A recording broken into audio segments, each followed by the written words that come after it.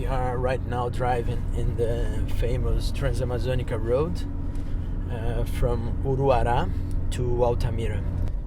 What happened in the 70s is the government has set up a project of colonization. They opened the Transamazonica Road in the middle of the forest, killing a lot of indigenous people and damaged a huge amount of forest. And they gave lands 10 kilometers from each side.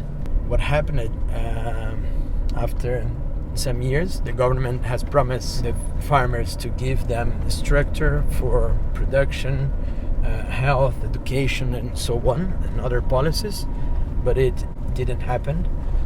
And bigger farmers went and bought the lands, or just got the lands. We call some of them land grabbers, and they start to do a lot of deforestation to try to follow the model of development in quote from the South Brazil.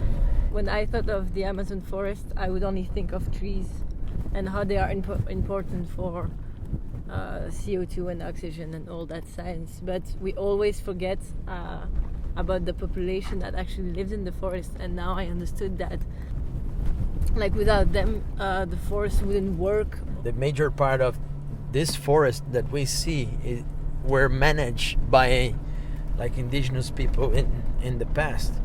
They planted part of this forest, and the management of this forest create biodiversity, conserve the forest alive.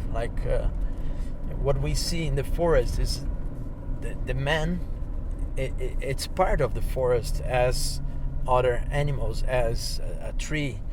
There is no more important or less important, but part of a system, and they are the part of the system. They are the only part of the system with rights, and that's why they are so important, because we don't have rights for the tree or rights for the river. The river cannot say, oh, I'm dying, someone is killing me, put them in jail,